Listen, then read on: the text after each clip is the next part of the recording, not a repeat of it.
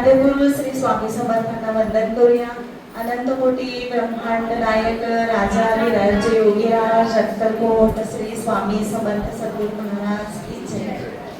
त्यांच्या कृपेमुळे आज आपण इथे सगळे उपस्थित आहोत आणि मला असं वाटतं आपले 70% तर समर्थांचे उपासक नक्कीच असतात, कारण जाईल त्यावेळी या गोष्टी इथे येतात. आजचा विषय वेगळा आहे असं म्हणणार नाही, बऱ्याच जणांना माहिती आहेत या गोष्टी, पण मला असं सांगायचं आहे की शास्त्राचा आपण जेव्हा विचार करतो अभ्यास करताना किती वेगवेगळे पैलू बघायला लागतात. म्हणजे खऱ्या अर्थानं याचा सिक्वेन्स सुद्धा खूप छान ठेवला आहे दीप्ती मॅडमनी, की सुरुवातीला उपासना महत्वाची आहे, मग कुंडली कशी बघायची हे महत्वाचं आहे, मग परत यांनी सांगितलं की आपल्याला की ह्या कुंडलीतले जे नक्षत्राची गोचर सांगितलं आहे हाही खूप महत्वाचा आहे. आणि त्याच्यानंतर अजून सूक्ष्म आपण जाऊया, तो म्हणजे नक्षत्राच्या स्थिर ताऱ्यांचा विचार. खूप लोक ह्या गोष्टी करत नाही. अर्थात आवश्यकता सगळीकडेच असायला पाहिजे अशी काही अपेक्षा नाहीये. आम्ही रामदास सर आम्ही शास्त्रीचे लोक होत आपण, आणि त्यामुळे शास्त्रीचे क्लास घेताना एक वेगळा अँगल आमचा तयार होतो. आणि कधीही प्रिडिक्शन जे आम्ही म्हणतो की समोर आलेल्या जातकाला त्याच वेळेचं पुढचं सगळं भाकीत सांगितलं पाहिजे किंवा सांगायचं, ह्याच्यापेक्षा आम्ही दुसरा विचार करतो की घडून गेलेल्या घटनांना सुद्धा संशोधन म्हणून ज्योतिषी उपयोगात आलं पाहिजे की का अशी घटना झालेली आहे. आणि मग जितक्या तुम्ही त्या कुंडल्या बघाल तसा तुमचा समोर येणाऱ्या पुढच्या कुंडलीवरचा विचार बदलतो, हे लक्षात घ्या. म्हणजे संशोधन म्हणून ज्योतिष जर घेतलं तर भागिक म्हणून ते आपण फक्त करू शकतो, हे लक्षात ठेवा. आता खूप वेळेला असं होतं की येणारा जातक आपल्याला आपले सुद्धा ग्रह असतात बरं का. आता मुळे सरांनी परत सांगितलं की तुळेचा रवी, माझा आहे तुळेचा रवी आणि शुक्र पण आहे तुळेचा.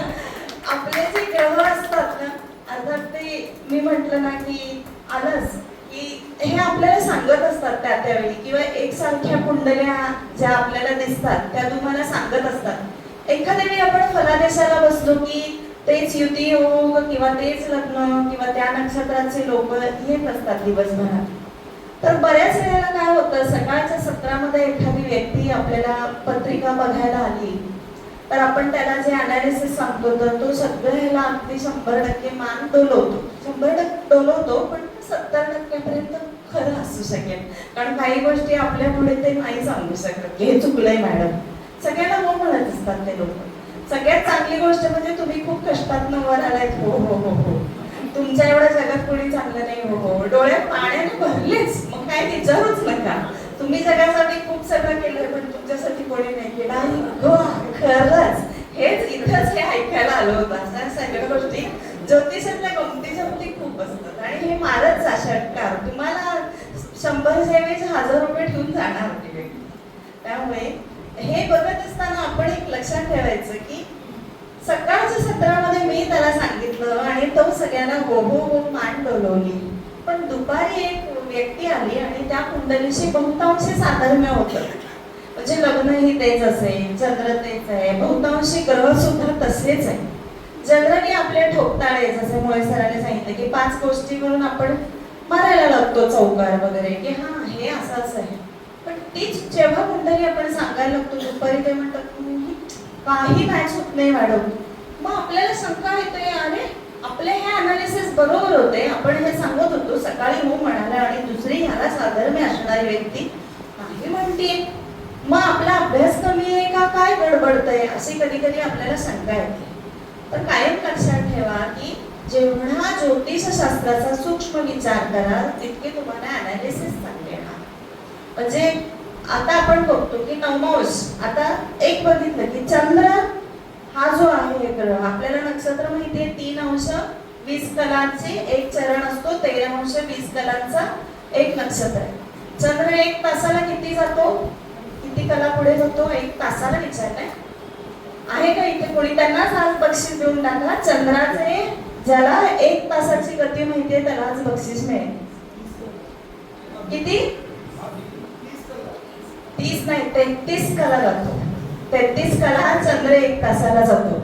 आणि तुम्ही जर बघाल तर एक लक्षात ठेवा की 2.25 दिवसाला तो जातो. 13 अंश 20 कला व्यापण्यासाठी त्याला एक दिवस पुरेसा पडतो, म्हणजे दुसरा दिवस, आणि पुढचा तो चतकोर भाग असा. मग आपण जेव्हा विचार करणार आहे नवमांशामध्ये, जेव्हा लग्न कुंडलीच्या अनुषंगाने आपण पत्रिका सांगायला जातो, नवमांशामध्ये ती गोष्ट आपण जेव्हा करणार आहोत तेव्हा त्याचेच काय होणार, लग्नाचे 9 विभाग होतात.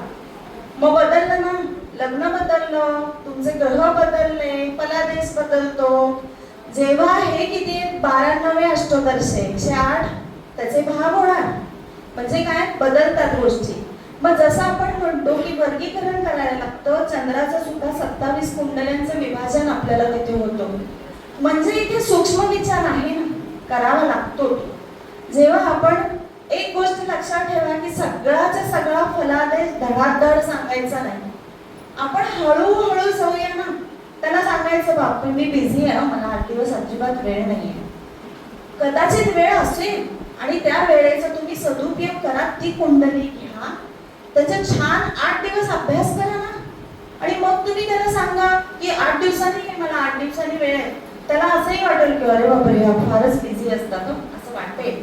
पण तुम्ही 8 दिवसात अभ्यास करा, जितके तुम्हाला कांगोरे आहेत ते छानपैकी काढता येतील, समजवता येतील. नक्षत्र सुद्धा हा खूप सूक्ष्म विचार देणारा एक बघा. जसं की मी तुम्हाला नवमांशातलं सांगितलं आता, किंवा चंद्राचं रोटेशन बघा, त्याच्या कुंडल्यांचं विभाजन वेगळं आहे. आणि गृह्णाती ते ग्रह म्हटले, म्हणजे जे ग्रहण करतात ते कोण आहे, ग्रह. आता तुम्ही इथे आज सगळे ग्रहांच्या रूपात बसलात, कारण मी सांगते की तुम्ही ग्रहण करताय आणि मी नक्षत्राच्या रूपात आहे, तर मी तुम्हाला ऊर्जा देते. सिंपल आहे. तुम्ही ऊर्जा कुठून खेचून घेताय, माझ्याकडून. काहीतरी नवीन शिकतोय आपण, नवीन काहीतरी ऐकतोय, म्हणजे मी नक्षत्राचा, नक्षत्राजवळ असणारे हे 2 स्थिर तारे इथे बसले, म्हणजे ते हलणार नाहीयेत. माझ्या जर लेक्चर मध्ये ते हल्लं तर इट इज बॅड इम्प्रेशन, ते हलणार नाहीयेत. एक शुक्र एक बुध आहे, गुलू गुलू गप्पा मारतायत ते आज आपल्या सगळ्यांशी छान आपल्याला एंटरटेन करून देतात. हे स्थिर तारे म्हणजे काय, यांच्यापासून ऊर्जा किंवा इनॉल रिझल्ट कुठे, तुम्ही सगळे ग्रह आहात. माझी ऊर्जा घेतली, मी यांच्यापासून घेतली. आता तुम्ही काय करणार, घरी जाणार आणि सांगणार की नित्य मॅडमचं अधिवेशन कसं होतं. म्हणजे तुम्ही ग्रह म्हणून ते रसग्रहण केले आणि तुम्ही ते दुसरीकडे परावर्तित पण करताय ना, दुसऱ्याला सांगताय. मग ग्रह हेच काम करतायत. पण तुम्हाला त्याच्या आजूबाजूच्या सगळ्या गोष्टी बघायला नकोत का, बघायला पाहिजे. आणि खूप वेळेला आपण एखादा टॅग लावतो एखाद्या नक्षत्राला. आता मॅडमनी पण सांगितलं आणि हे कायम लक्षात ठेवा, जन्म नक्षत्र जे आहे किंवा आपण विपत संपत कृतिका नक्षत्राच्या लोकांनी काय जाऊन जीव द्यायचा, मग अरे मी काय करू, माझं नक्षत्र क्रूर आहे, जगतात ना ते. किंवा जी क्रूर नक्षत्र आहे या लोकांनी काय करायचं, तर जन्म नक्षत्र हे त्यांना काहीतरी अँगलने ग्रीप देणारी असतात, ही कायम लक्षात ठेवा. मग आता ही नक्षत्र कुठली, आता नक्षत्र किती आहे हे तुम्हाला माहितीये, टोटल किती आहे, तर ही 27 नक्षत्र जी आहेत ही वेगवेगळ्या ह्याच्यातनं आपण बघतो आहोत. तर त्यामध्ये एक महत्वाचा जो भाग आहे तो म्हणजे 27 नक्षत्रांच्या मध्ये आपल्याला प्रत्येक नक्षत्राचे 4 चरण आणि प्रत्येक नक्षत्राच्या जवळ स्थिर तारे सुद्धा असतात. आणि या स्थिर ताऱ्यांचा विचार करायचा असतो की जो फलादेशाला उपयोग येतो. ज्योतिषाने कायम एक गोष्ट लक्षात ठेवायची की आपल्याला नुसतं ज्योतिष चांगलं येऊन उपयोग नसतो, आपला खगोल चांगला पाहिजे, आपला भूगोल चांगला पाहिजे, आपला इतिहास चांगला पाहिजे, आपलं संस्कृत चांगलं पाहिजे, आपलं गणित छान पाहिजे. आणि जे तुम्ही शाळेत केलेलं नाही त्याचा सगळा पश्चाताप ज्योतिषी झाल्यावर व्हायला लागतो की मी हे केलं नाही, मला हे येत नाही. तर जे आम्ही तर माझं गणित चांगलं आहे बरं का, म्हणजे त्या अर्चना मॅडम आज माझे विद्यार्थी पण आहेत, म्हणजे गणित मी शिकवते छान, म्हणजे समजतं लोकांना. तर येत नव्हतं आधी पण नंतर यायला लागेल, हा भाग वेगळा. पण जे तुम्ही आपण म्हणतो ना की एखाद्या ह्याच्यावर आपण फोकस करायला पाहिजे, ते सातत्यानं केलं की आपल्याला यायला लागेल. मग हे सगळं असताना खगोल विचार हा विसरून चालत नाही. खगोल आपलं खगोल केंद्र आहे, मी मगाशी उल्लेख करायचा राहिला, आपलं कराडमध्ये ज्योतिष खगोल केंद्र आहे, आपले टेलिस्कोप आहेत आणि 27 नक्षत्रांची बागही आपण बनवलेली आहे. आराध्य वृक्ष आहेत आणि त्याची उपासना केंद्र तिथे आहे.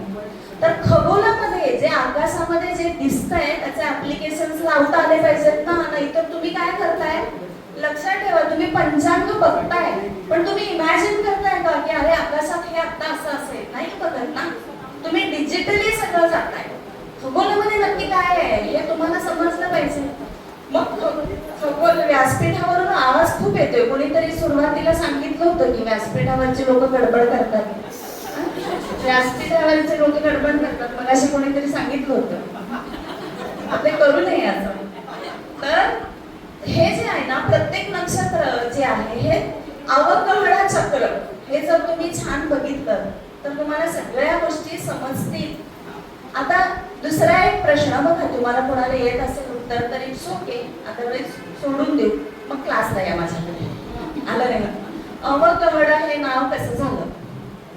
ओके, कुठली नक्षत्रांची नावं? अश्विनीच पासून आहे ना सुरुवात, कुठून आहे? पासून कुठली नावं येतात त्याच्या? अ वा का की होडू असा आहे त्याचा अर्थ. काय? अ वा का की होडू म्हणजे अवकळा असा त्याचा अर्थ झाला. अवकळा चक्र. मग आता अवकळा चक्रातले काही, आता आज 27 नक्षत्र आणि त्याचे स्थिर तारे सांगणं शक्य होणार नाही कारण आपल्याकडे तेवढा वेळ नाहीये. मी आज काय देणार आहे तुम्हाला? चाटण तेवढंच घ्यायचं आणि घरी जायचं, भरपेट जेवायला क्लासला यायचं. ओके, तेवढंच ऐकायचं आणि मजा घ्यायची की काय. हे बघा, डोक्याला चालना निर्माण करून देण्याचं काम माझं आहे. तिला करून घ्यायची की नाही हे काम तुमचं आहे. ओके, तर आपण बघूया की अवकळा चक्रामध्ये आपल्याला सगळ्या ह्या गोष्टी दिलेल्या आहेत. कृत्तिका नक्षत्र, बापरे हार्ड. म्हणजे आज मी येताना बघत होते, मी म्हटलंय म्हणजे की आज राहू खूप स्ट्रॉंग आणि पॉवरफुल आहे. येताना हा सगळा एरिया जो आहे, बऱ्याच वेळा देशी दारूची दुकानं किंवा चिकन मटन ह्या सगळ्या गोष्टी, बापरे म्हणून तर डोकं जड झालं बघून बघून. आज रविवार आहे, सगळ्यांची पार्टी नॉन ह्या गोष्टी चालू आहेत आणि ते वाईट वाटतं. हे खाटीकखाना किंवा हे जे क्रूरता आहे ना, ही सगळी कृत्तिका नक्षत्रामध्ये येते.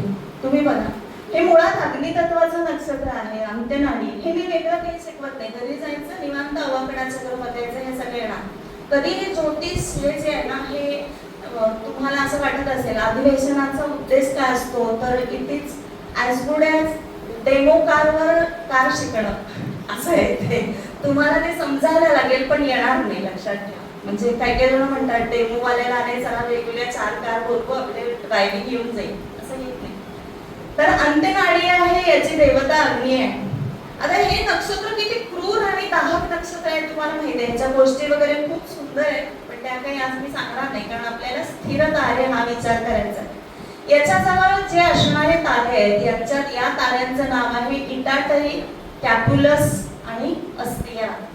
आता हे जे तारे आहेत ना, आता कॅप्युलस या ताऱ्याजवळ अंधत्व, तसंही ते अग्नी नक्षत्र आहे. आणि एक कायम लक्षात ठेवा, ज्योतिष जेव्हा आपण शिकतो, माझी वेळ झाली की मला कळवा कारण मी त्या टेम्पो मध्ये असते, जिथे असेल तिथे थांबेल, मग तो विषय पूर्ण हो, वेळ झाली की मी थांबणार.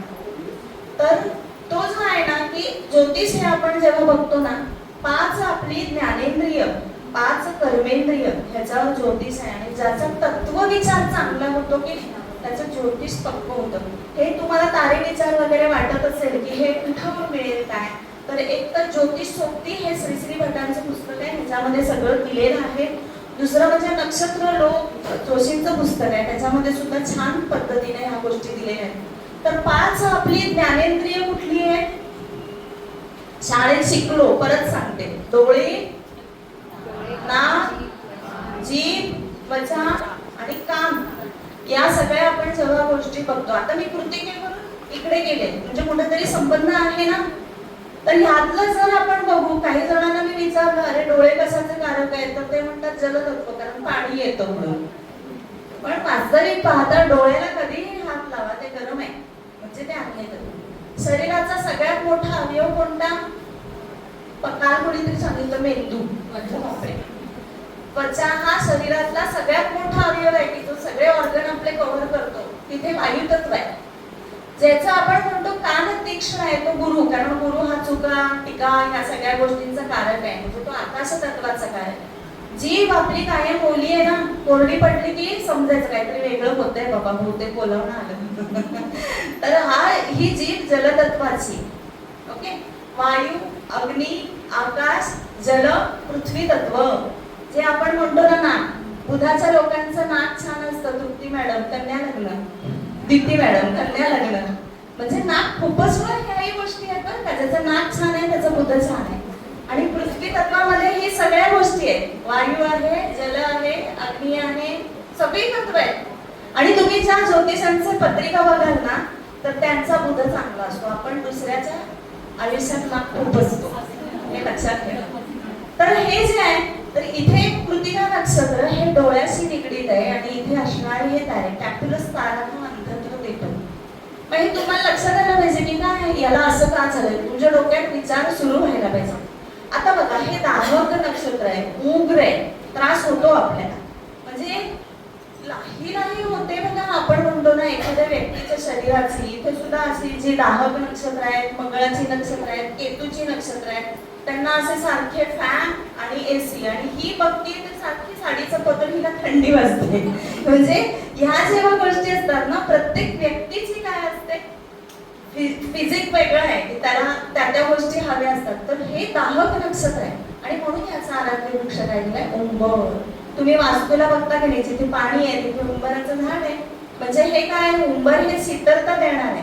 मग आता ह्या लोकांना रोग कुठले होणार आहेत, उष्णतेचे विकार होतील, अतिज्वर होईल, नेत्र विकार आहे, अतिदाह आहे, फोड येणं, गळ्या संबंधाचे रोग आहेत, तोंड येणं, झोप न येणं, ह्या गोष्टी, मूळव्याधाचे विकार आहेत, गुप्त रोग आहेत, शस्त्रास्त्रांमुळे होणाऱ्या जखमा, म्हणजे शस्त्रांचा कारकच आहे बरं का हे. परत तुम्ही लक्षात ठेवा, कुणालाही आता आपण म्हणतो की उलट मवाली लोक यांचं सुद्धा खूप वेळेला हे नक्षत्र असू शकतं.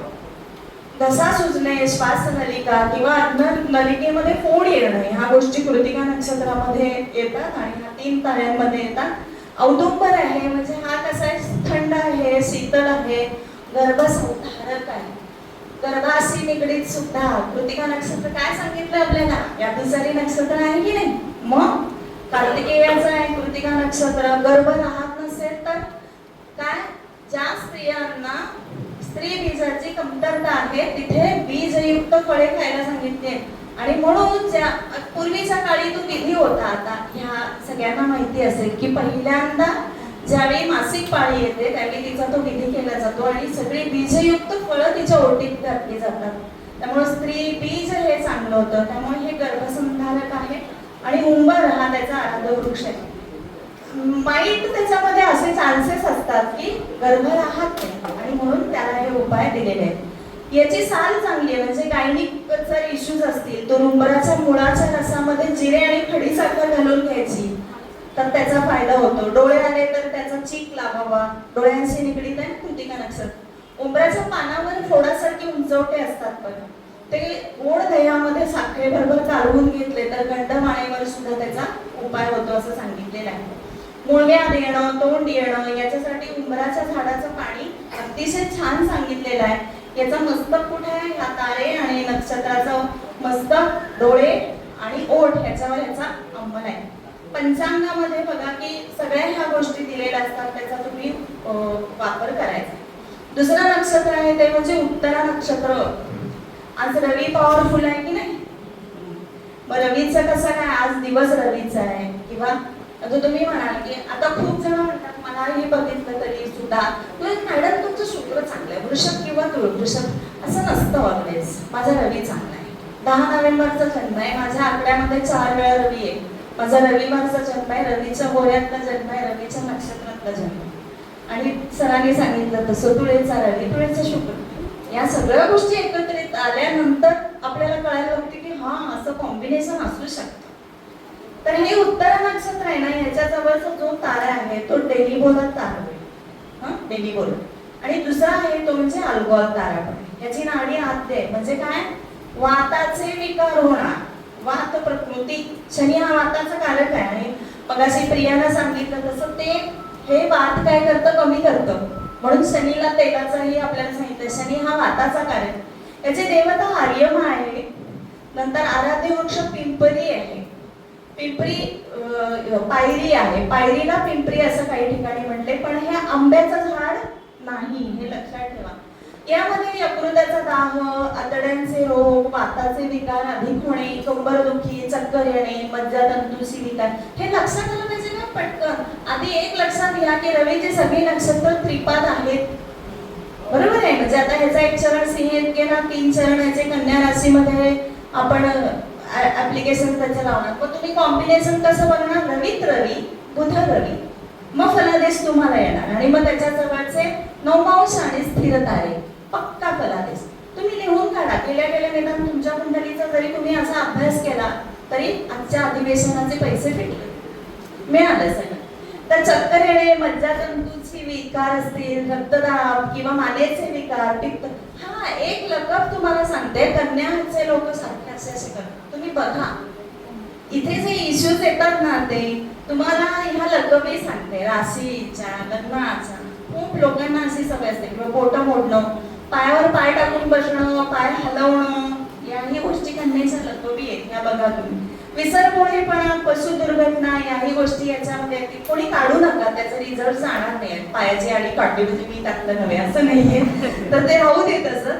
अंमल ह्याचा आहे बघा, मोठं आतडं, लिव्हर, नाभी, कुपर याच्यावर. त्याचबरोबर याचा बघा, याचं जे पंचांग आहे म्हणजे पान, फूल, मूळ, खोड आणि फळ यापैकी जे जवळ आहे ते आपल्या जवळ बाळगायचं, त्याचे रिझल्ट चांगले येतात. आधी उपासना करा हे सांगितलं नाही, तर झाडांची पानं फुलं तोडून रिझल्ट येत नाहीत. उपासना, जोपासना आणि मग जवळ बाळगणं ह्या गोष्टी गरजेच्या आहेत. नाही तर तुम्ही सगळे नक्षत्र बागेत याल आणि माझ्याच झाडाची पानं फुलं तोडून द्याल मॅडम मी उपाय सांगितला, असं नाही. आधी उपासना, जोपासना. मग यामध्ये जे आहे हे रिझल्ट तुम्हाला कळले की हे 2 तारे काय तुम्हाला परिणाम देतील. तसंच हे उत्तराषाढा हे एक नक्षत्र आहे. हे ना पाय साजसारी असं पाय साजरारी असा त्याच्या जवळचा स्थिर तारा आहे. आता याचं तत्व आहे जल, नाडी आहे अंत्य. अंत्य, मध्य, आद्य ह्याच्यातच तुम्हाला रोग कळतात. कफ, पित्त आणि वात प्रकृती आहे. याची देवता फणस. रोग ह्याचे गुडघे, मांड्या, रक्तवाहिन्या, त्वचा विकार हे रोग ह्याच्यामध्ये होऊ शकतात. हाड मोडणे, संधिवात, हृदयामध्ये गाठी, श्वासामध्ये अडथळे. तर ह्याचा बघा, याला आराध्य वृक्ष तुम्हाला काय दिलाय? फणस. फणस आहे याच्या सगळ्या गोष्टी. म्हणजे ह्याला जॅक्ट्री असं म्हणतात ना, इंडियन जॅक फ्रूट किंवा जॅक्ट्री असंही म्हणतात. तर हे गळे खरं तर पचनाला कठीण आहेत, मलाबरोबर होऊ शकतो. पण ह्याचा पानाचा काढा घेतला तर अतिसार, आव, खरूज असेल, तोंडावरील व्रण असेल, विषबाधा असेल तर ह्याच्यावर गुणकारी सांगितलेले आहे. त्याचबरोबर ह्याच्यामधून निघणारा जो चीक आहे हा गळू, फोड किंवा व्रण याच्यावर उपयोगी आहे. किंवा फणसाचे गरे आहेत त्याचे धागे आणि पट्टे काढून त्याचा एरंडेल तेलाबरोबर लत्ता केला तर सांधेदुखीवर त्याचा उपयोग होतो. लचक किंवा मुरड पण जाते. म्हणजे तुम्हाला लक्षात येतील हे तारे काय करतात या याच्यामध्ये हे रोग आणि आजार देणार आहेत. पुढचं आहे पुनर्वसू नक्षत्र. वायू तत्व आहे, आद्य नाडी आहे, अतिथी देवता आहे. उडीद आणि तीळ ह्याचं दान सांगितलेलं आहे, ह्याचा वृक्ष सांगितलेला आहे वेळू. तर इथे जर तुम्ही बघाल ह्याच्याजवळ पोलक्स हा तारा आहे. पुनर्वसू जवळचा तारा पोलक्स. वेदनीय ज्योतिषात सुद्धा अनेक जण छान भाकितं करतात. हे सुद्धा ताऱ्यांचा विचार खूप सूक्ष्म केलेला असतो. हे तुम्ही कधी नीट वाचलं की तुम्हाला कळेल की हे का असं घडतंय किंवा का असं होतंय. तर हा पुनर्वसू नक्षत्र कंबरदुखी, डोकेदुखी, निमोनिया, अजीर्ण हे एक लक्षात ठेवा. गुरु आणि रवी ह्यांची सगळी नक्षत्र त्रिपाद आहेत. कुठल्याही ग्रहाला पॅम्पर करायचं नाहीये. तो गुरु आहे म्हणून ऑलवेज चांगला असतो असं नाही आणि शनी आहे म्हणून ऑलवेज वाईट असतो असं नाही.